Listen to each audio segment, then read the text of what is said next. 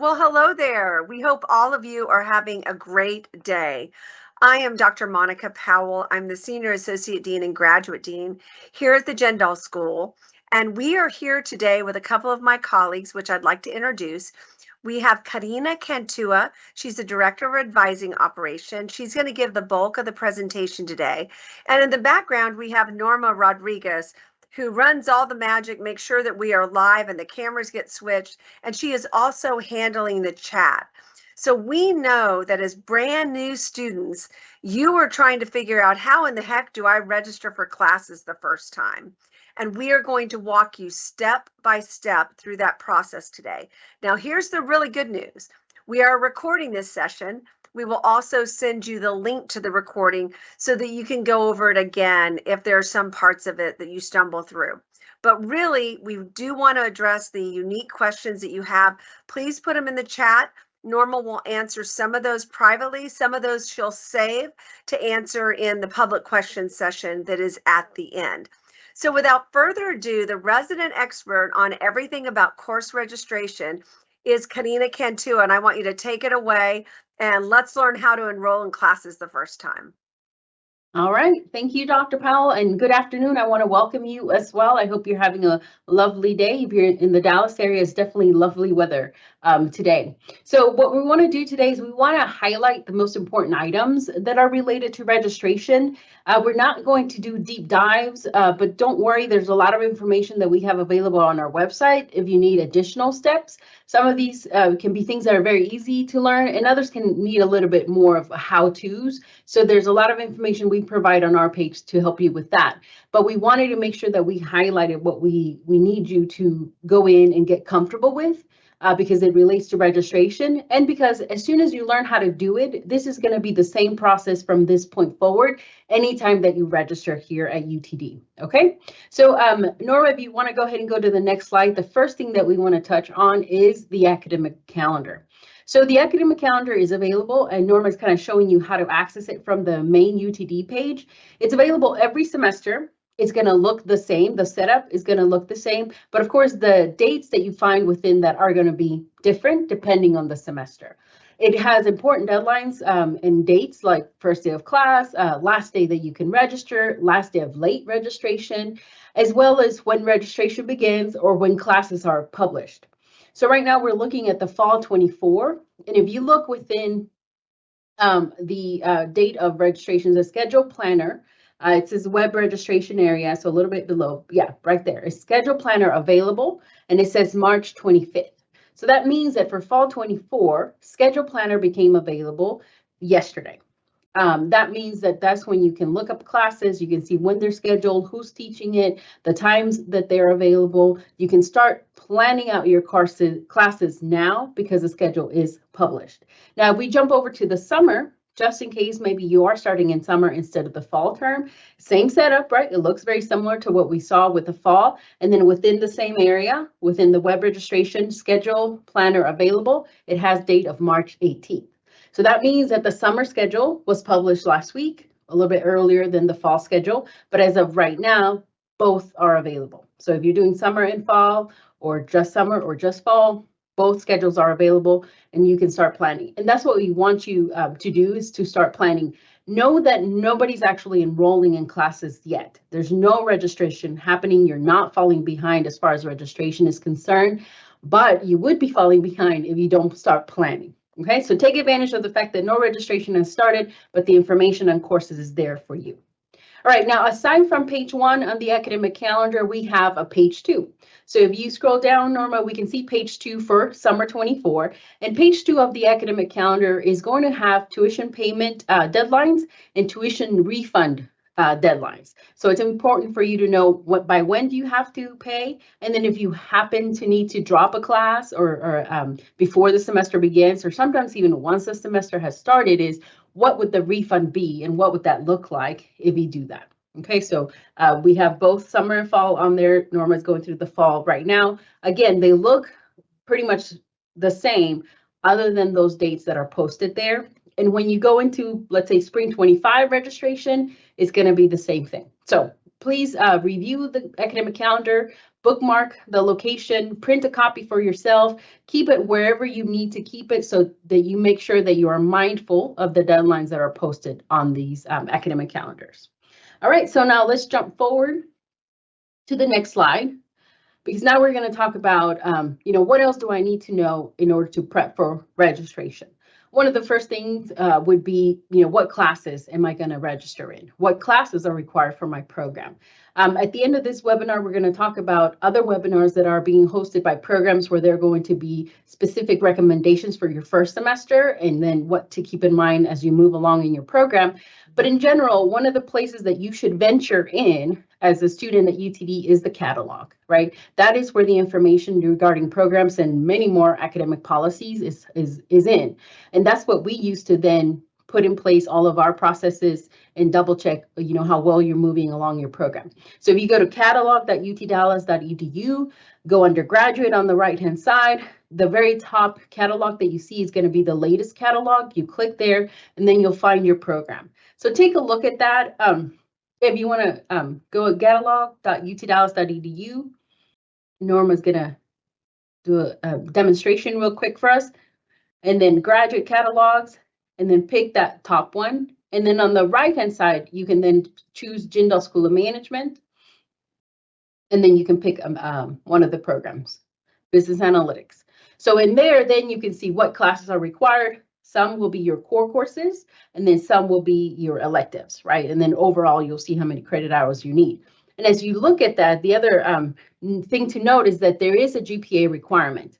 Towards the top of the catalog page, you'll see that it requires a 3.0 GPA for the core, which is that section of courses that it's outlined as core, and then your overall. So all the classes that you take within your degree plan, they're going to be required to be at least a 3.0. It does not mean that you have to get at least Bs across, grades of B across all of your classes, but it does mean that if you happen to get a C, maybe in one of your classes, you have to have grades in other classes that are going to balance out that C to get you to that 3.0. There are consequences if you do not keep that 3.0. You can go on probation. Ultimately, you could be dismissed from the program. But of course, we're going to be positive, getting started on a good step, good foot, and get you with that 3.0 and just keep that 3.0 during the time in your program. All right, and then if we jump back to the slide, the last thing on there was just keep in mind that we're going to try to give you information in this way, right? We're going to do webinars, we're going to do events, we're going to send you reminders, recommendations. We're going to do all this, and a lot of this information is going to come to you via email. So it's important that you start getting used to just, reading your email, being ready to attend these type of events so that you can get the information that you need that's going to help you along the way as your time at UTD. All right, so now let's go to the next slide, because now I want to show you where does registration actually happen. The good thing is that it's going to happen in a place that you should already be familiar with. Galaxy, as we call it within UTD, is your student system. You use this system when you submitted your application. The net ID and password that you use to log in should still be the same net ID and password that you use to log in now as a current student. If you do have any issues, any technical issues with the login into Galaxy, you can reach out to the OIT help desk. They will help you troubleshoot that. But you do need to make sure you have access to the system, because this is where you're going to go back in now as a current student to then enroll in classes, part of what this webinar is about, but you'll find other things that you can do within your student system. So make sure you can log in. All right, if you go to the next slide, once you're logged in, this is what you're going to see, right? As an applicant, you saw these type of tiles in your view, but they were related to application processing type of information. Now, as a current student, you will see this same type of view with tiles, but you'll see that the categories, the labels on the tiles are different, because now as a current student, you have different things that you will be doing. I do want to point out that when you log in here, the tiles or the setup may default to your applicant center. You'll see like the green banner at the top, and it could say applicant. Make sure that you change it, if it doesn't default to it, to UTD Student Center, because your UTD Student Center will indicate that you are in the current student view, and you should see tiles like what we're going to show you right now, the tiles that are on the screen. So make sure that you're in the correct place, because it can be a little bit confusing. Today, we're not going to go into every single tile, but I do encourage you to go in there, just click around just so that you can see what type of information is available to you, what you can do within Galaxy through these tiles. But today we're going to touch on 2 tiles because those are the ones that are most related to registration, which is what we're trying to accomplish. All right, so if we look at the first tile, that's the tasks tile. What this is that it's going to show you any pending items or any holds that could prevent registration. So the example that's on the screen says 1 pending to-do item and 1 hold, right? So if you would see that, you would click on that tile and it takes you to more information where you would see what is it that is on my to-do list and what is it that is a hold, right? And then you just keep clicking through and it'll tell you the details. It'll tell you how you release it, and it'll tell you who to contact if you have any questions. Now, as we are preparing, or as this webinar gearing up for registration, we did go ahead and either cleared or pushed out some of the holds for you so that you could register. So as of right now, our expectation is that for you as a new student, you would be able to go in here and not see anything so that there are no blocks for your first semester's registration. If you do see anything on here, any blocks, please let us know. We can go ahead and take a look at see if we can push them out or clear them. Now, moving beyond your first semester, it is important that you start paying attention to this tile because those holds or to-do list items could prevent registration. So just make it a habit that you're going to just check and make sure you're up to date with everything so that when it comes time to register, you don't have any delays due to a missing document. As an example, one of the things that you need to make sure that you are working on is that for application and admission, we worked with unofficial documents. We were okay using that. Now that you're an incoming student, we are going to require that you submit official documents, so like an official transcript.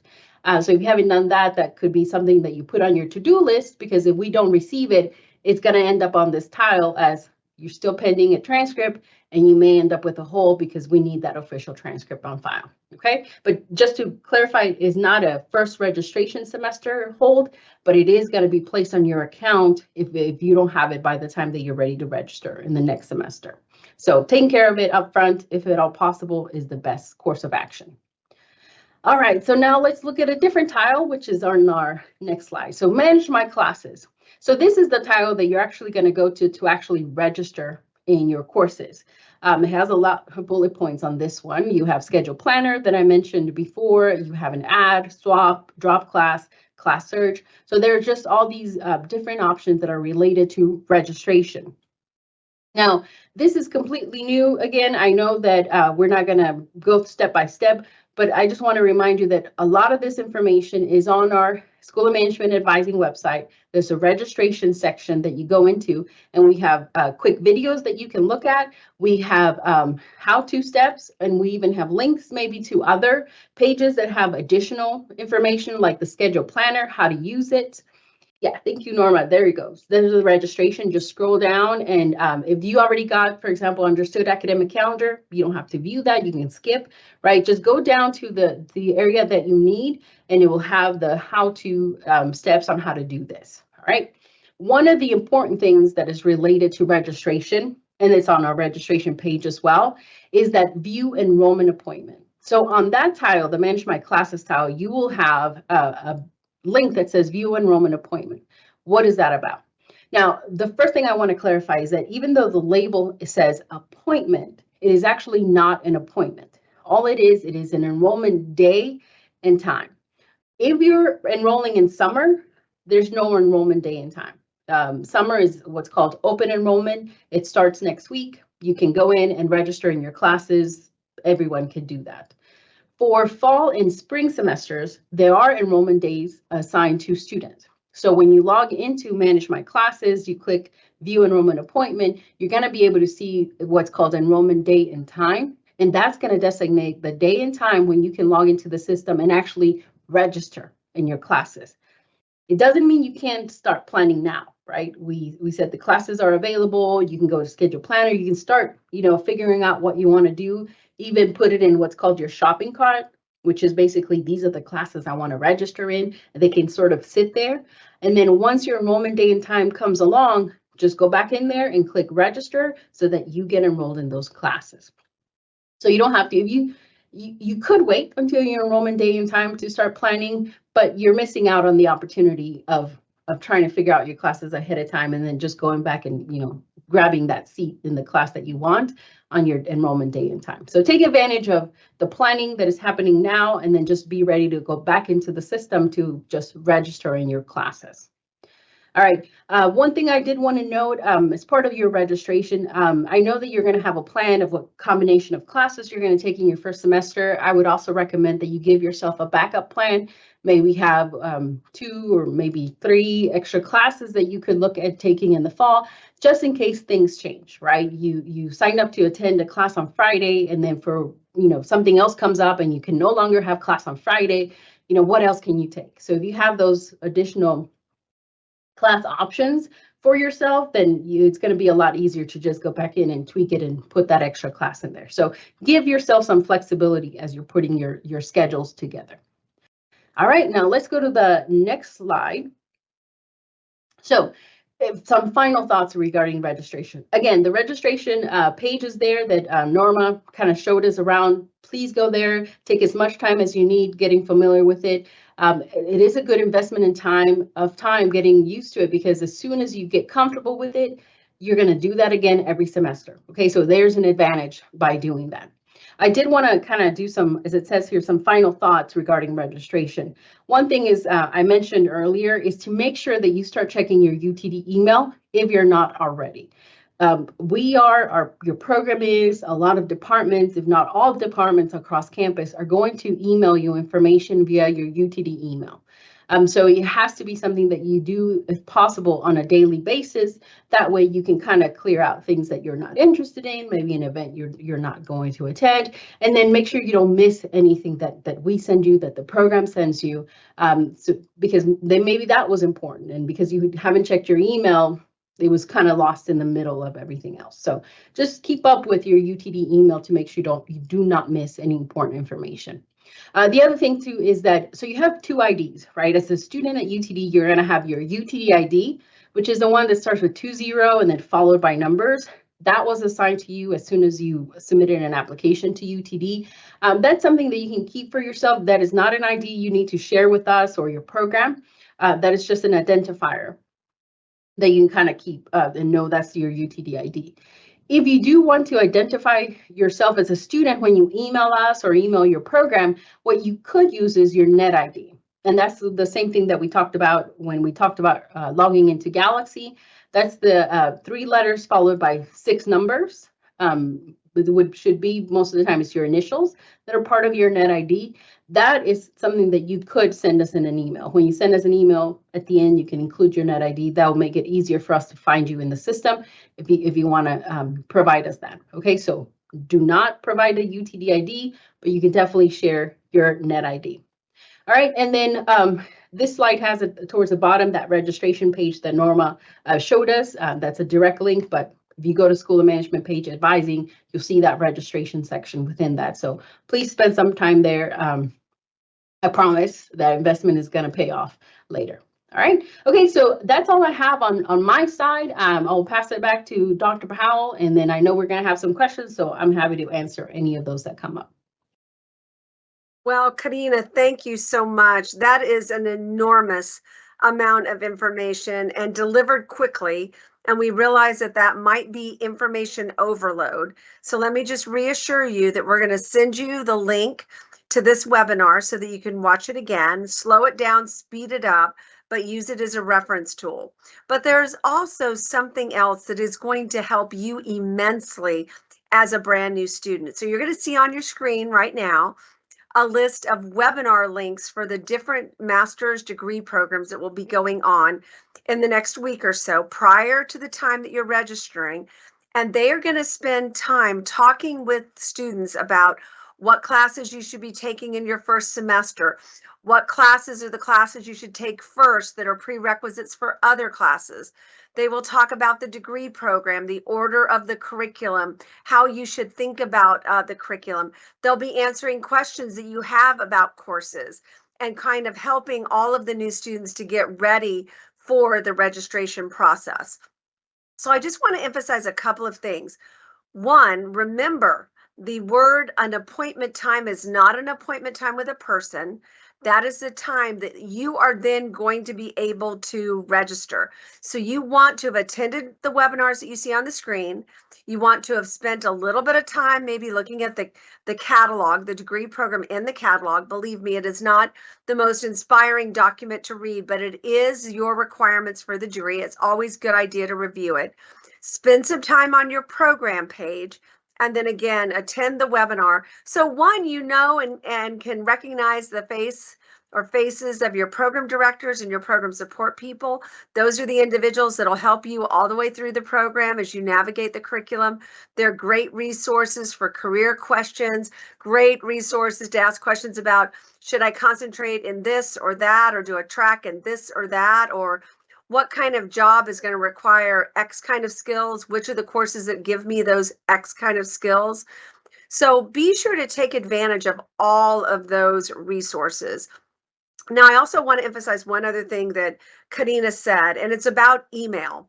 We realize that any person younger than me, which is all of you, hate everything about email. It's just the reality of the world we live in.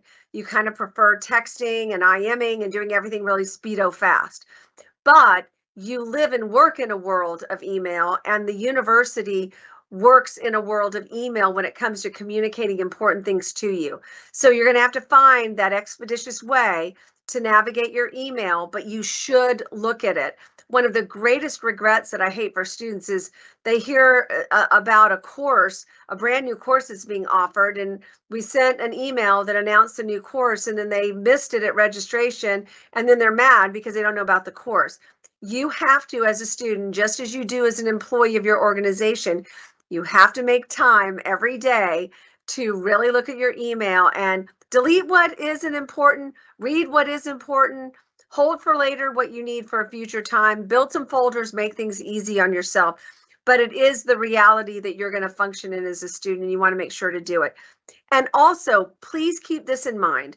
If you are emailing Corina's office, the advising office that does course registration, to get some assistance or some help, unless you email using your UT Dallas email, we have no idea if a Gmail or a Hotmail or some other kind of mail is you. So you really want to email us using your UT Dallas email address. That way we know with 100% certainty it is you, and then we can help you. So you want to also keep that in mind. Now, we realize that we've thrown a lot of information at the screen, and you've heard a lot of really quick references to the process and how it works. And we also know that that causes you to have a lot of questions that are important at this moment and questions that you want to get answered. So I want Norma to start throwing some questions at us that our attendees have, so we can address some of those questions. And then, also address privately any questions that are too personal to address in a public forum. So Norma, what do you think? Do we have questions? We do have questions. The first one has to do with advisors versus program directors. We've mentioned reaching out to advisors for certain things or reaching out to your program director. So I was wondering if you could talk about who to go to for help when it comes to advising versus your program director, program manager, things like that. Wow, that is a really great question. So thank you to whoever asked that question. So you want to think about the advising office, the office for which Corina is the director of. They are kind of the mechanics. They are the individuals that help you get registered for classes, help you get holds removed, help solve registration problems, make sure that your audits are moving forward, you're getting ready for graduation, how to figure out your GPA, all of those kinds of things. Your program director and your program support individual, they can help you with career advice. Let's say that you think you want to prepare yourself to be an X job, and you want to talk to somebody about which are the electives. And by the way, you're going to find out quickly we offer literally hundreds of electives every semester. So which of those electives are going to make me the best candidate for this position? Program support and program leadership is great to ask that question too. You want to know the difference between this technical skill and this technical skill. Great question for the program director.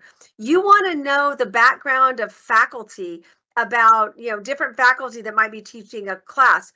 Great person to ask that question too. If you want a mentor, you want to know the differences in tracks, you want to learn about internships, your degree program leadership will help you with all of those things, and they will hold regular sessions for continuing students to try and address those ongoing questions that you have. So thank you for asking that question, because that is a great question. Our next, our next question has to do with MAS 6102. This person is wondering if they have to take it or if it's possible to be waived. So you can get waived from it. There are specifications as to whether or not you would qualify for a waiver. You would need to go to the advising page, fill out the form for a waiver, and then our career management operation will process that and let you know if you've been granted a waiver. If you haven't been granted a waiver, you must take that in your first semester as a graduate student.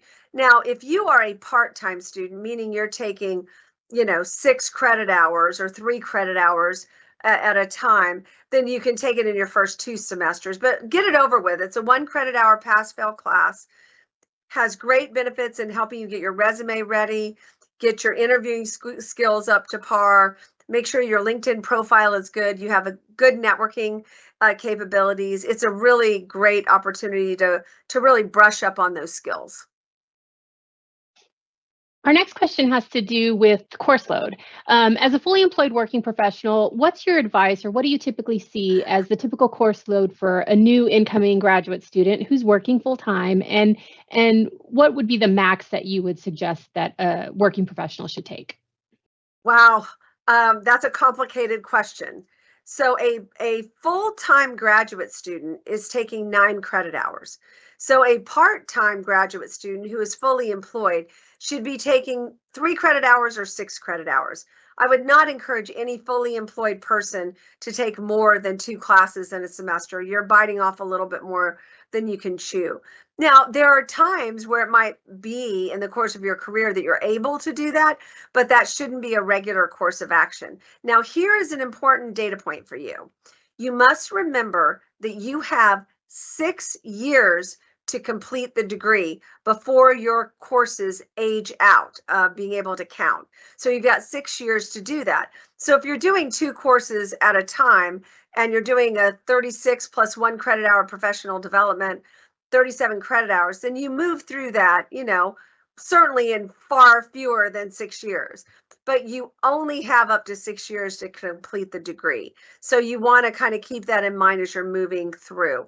Now, in some courses or in some degree programs, actually in all degree programs, you have core classes, required classes that everybody in that degree program must take. And you also have concentrations or tracks, which you can opt to take. So you have to really pay attention to your curriculum by going to one of the webinars you see here, learning from your program leadership. Oh, this is a core class. This is a core class. It's a prerequisite to a lot of other classes you want to take. You're going to want to take that earlier in your degree program. There are some degree programs, not very many, but there are some that will have some of their core classes which don't serve as a prerequisite to another class, so you can take them anytime. But keep in mind, core classes those are intended to be knowledge that you need regardless of the concentration or track that you might choose. So it's really important baseline information that everybody that is in that degree program will need. Our next question has to do with our faculty that teach our courses. Some people have looked at the schedule and they've noticed that some courses list staff. So they're wondering when those courses will get assigned and what your advice is to trying to build a schedule when some of the courses that you want to take say staff. So I think you sign up for the courses anyway. We move faculty around all the time. So those will not be really officially set until the semester actually begins. So you need to sign up for the classes that are convenient based on your schedule. Our students tell us all the time that our faculty are wonderful. It's the #1 ranked thing on our exit surveys is how committed our faculty are to the individual excellence of every student, and they absolutely are. If you take advantage of getting to know your faculty, engaging with them outside of the classroom and office hours, getting to know your TAs, you're going to find that it's a really positive experience. Now, as it is a case in every university, there are some faculty that are easier than other faculty. But mark my words, having been in this industry nearly 40 years, oftentimes, more often than not, the faculty that are the hardest are the ones that are most revered and loved by the students, because they come out of there with really great knowledge that really transform the trajectory of their futures. So don't try to go for faculty that have some kind of, rate my professor easy peasy, because you'll be disappointed in yourself. You want to shoot the bar high, so that everything you take away is really going to be self-serving. This is one of the times in your life you get to be selfish. Our next question has to do with enrollment appointments. How are enrollment appointments assigned? Because one of our attendees has noticed that their enrollment appointment is a little bit later than some of their peers that have been here. And so I was wondering if you could explain that process a little bit. So the closer you are to graduation in terms of credit hours, the earlier you get to enroll. So that means that people who have been around the longest get the first choice. The people that are brand new are the last people to enroll. But generally speaking, a lot of those are core classes. The continuing students aren't going to take them anyway. So, students don't complain about not getting what they want. Our next question has to do with degrees that require an internship. How do fully employed working professionals do that kind of requirement if they're, working full time? So there's a couple of ways that you can go about doing it. In many of those degree programs that require an internship, they also have a practicum or a capstone that can substitute in place of the internship class. So that option may exist in your degree program. In some degree programs, they'll allow you to come up with an in-company project for your current employer, something outside of the scope of your job, and you can do something like an in-company internship and get credit for the internship as well. So we flex. We realize we have fully employed students. I will tell you, those that do the in-company thing often create a new job for themselves inside their company, and they get a nice little promotion and a pay raise. But anyway, you have lots of options, so don't let that worry you about that particular degree requirement. Our next question has to do with some holds that students have noticed on their accounts. So some students log in and they see a hold for a transcript or an official GMAT or GRE. Can they still register with those type of holds? And by when do they have to take care of, official transcripts and things like that? Corina, why don't you take that one? Sure. Yeah. So if you do notice for your first semester, we do want to have the ability for you to register. And so if you are noticing some holds that are preventing your registration, please let us know. We'll take a look at that for you. But you should expect, right, beyond your first semester registration, that if you have not submitted those official documents, that you will get a hold and you won't be able to do registration for the following semester. And we do need official documents. So we do unofficial for the application, and then we need official. So rule of thumb, if at all possible, I always recommend if you can send us official documents now, why wait, right? Take care of it, mark it off your checklist. You don't have to worry about it later. But, as we start the first semester, that's around the time that they're going to be looking at your file to see what official documents you have and what official documents you have not submitted. And that's when you'll start seeing these items become part of your to-do list. They may be part of your to-do list now as a reminder that they're due, but they shouldn't have a hold linked to them.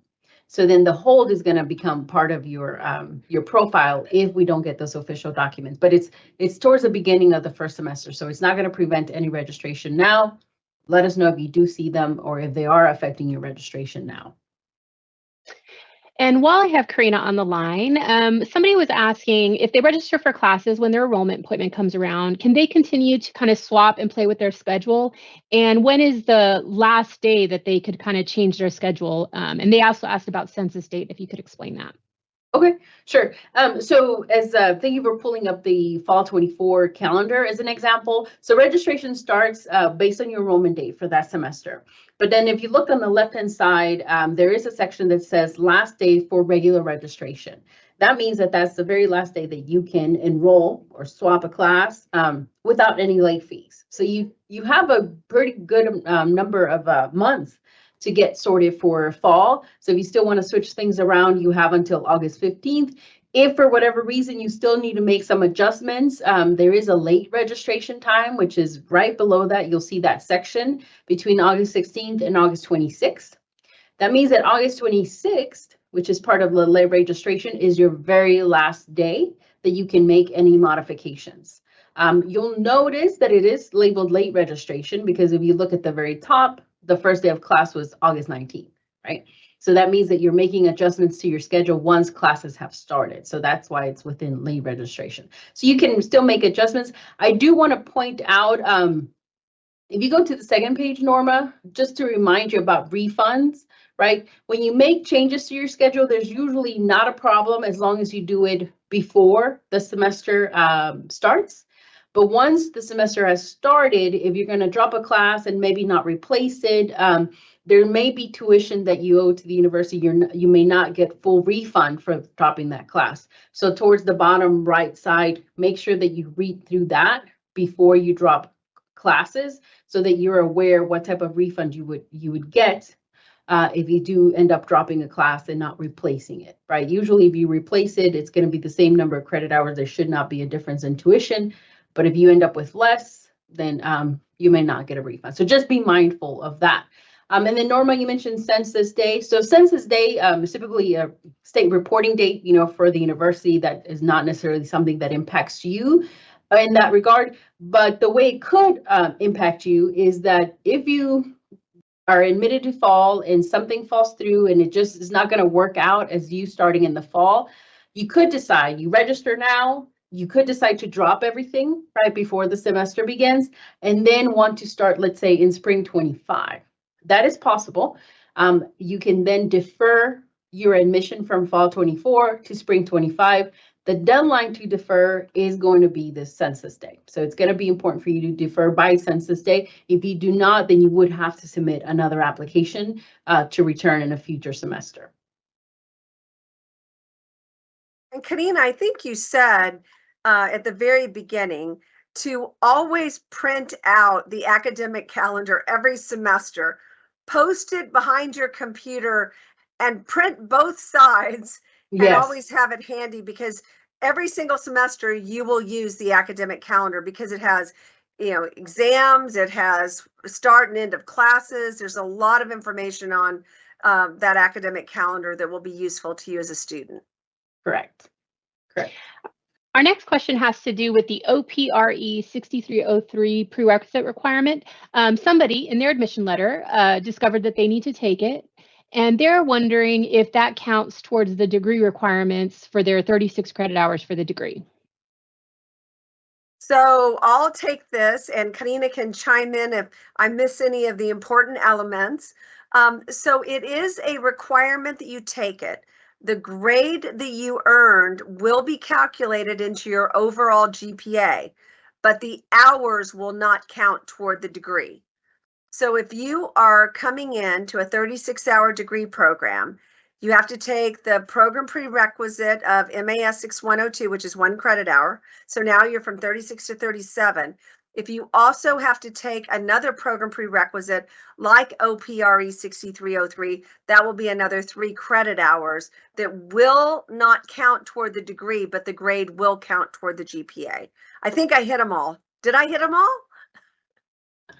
Yes, I think you did. I just wanted to I know the person who asked the question saw it on their admission letter. So just in case those who don't see it on the admission letter are wondering, if you are required to take a program prereq like OPRE 6303, it would be on your admission letter. So if you don't see OPRE 6303 posted on your admission letter, that means that that's not a requirement for your degree, either because it doesn't require that program prereq or because you have quantitative background that we were able to waive that for you.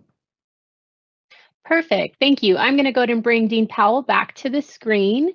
For our last question, it looks like our last question. What advice do you have for a graduate student who's working, who's about to start their first semester? What can they do to be successful? Wow, that That's probably my favorite all-time question. I tell students all the time, if you're going to invest your time, your energy, your time away from family or special folks in your life or time away from your hobbies, and you're going to invest, money, you want to make sure that you know what you're doing with the degree. So take some time before you start this fall or this summer. Take some time to think about what you hope to gain by completing the degree. Begin with the end in mind. Think about the job that you want, the promotion that you want, the new job you want to compete for that maybe you aren't qualified for now. How can I use this degree program to leverage myself into a competitive position for that type of advancement? Go look at some job descriptions for jobs that you want to get. Look at what those jobs require and think about, okay, I have an option of 6 or 7 different tracks within the ITM program. Which of those is going to help me get that job? Spend some time talking to the program leadership. Get to know the program director. They've talked to hundreds, maybe thousands of students. They know all kinds of alumni that are out there. They can always give you the career advice so that you can get the best return on your investment of time, energy, and money in terms of advancing yourself for what you really want to do in the future. There are a couple of you that might be going to graduate school because you just want to learn, but 99.9% of you are coming because you want to improve your status, increase your pay, increase your responsibilities, make yourself more competitive for a different job in your career vein. So take advantage of all of that. And remember, when you are a student, you have access to all the resources of the school. You have access to the Career Management Center, be able to go to employer education where they introduce you to different employers in different industries, or go to a mentoring session, or go to or join a student organization to be involved in a case competition that's being sponsored by your dream employer.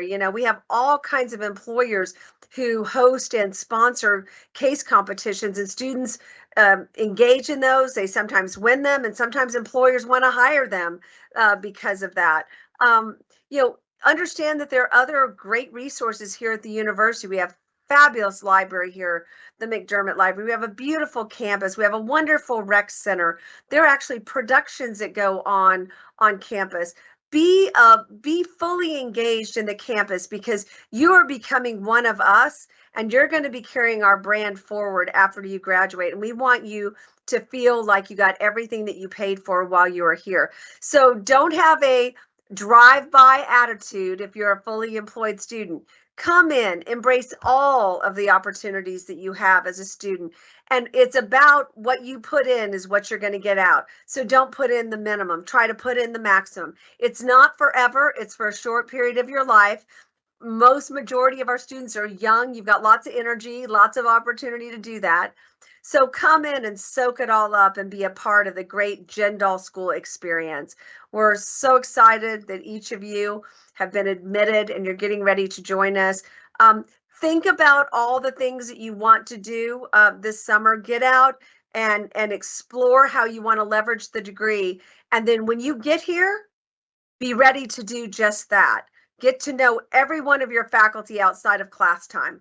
Go visit them during office hours. Try to challenge them. Engage in classroom discussion. Don't sit there like a lump on a log in the class and let everybody else do the engagement work. You get engaged as well. Get to know your classmates, the people that are sitting on either side of you. You never know. One of those people could be working at a company, and someday you want to join that company. And wouldn't it be great to know somebody that's already working there? So don't leave anything on the field. Give it all up and come and be a part of, like I said, the Jindal School experience. We look forward to having you. I want to thank Corina for her time. She leads a wonderful group of advisors who will help you all the way through your program. I want to thank Norma, who just does all the magic, knows all the right knobs to hit to get us live and on camera and to promote this to students. So if we can help in any way, we really want you to reach out to us. If you want to reach somebody in Corina's office about registration or a hold, or one topic that we really didn't talk about, but if you're going to transfer some coursework in, you can talk to Corina's office about doing that. You can reach them by emailing JSOM, JSOM, GR advising at utdallas.edu. It's that email at the top of the screen. She'd be more than glad to help you. You can always send an email to the question desk, and it's right there too. Or you can send it to jendal@utdallas.edu. We always answer all of those emails as well. In the meantime, I can't emphasize enough, and I'm going to ask Norma to go back to that slide, just one back. Put this on your calendar. Attend these webinars. And rewatch this webinar if it will help you in terms of making your registration for your first semester easier. We can't wait to see you on campus. Thanks so much for joining us today. Thank you to our team for putting this on, and we hope you'll be in touch with us soon. Take care, everybody.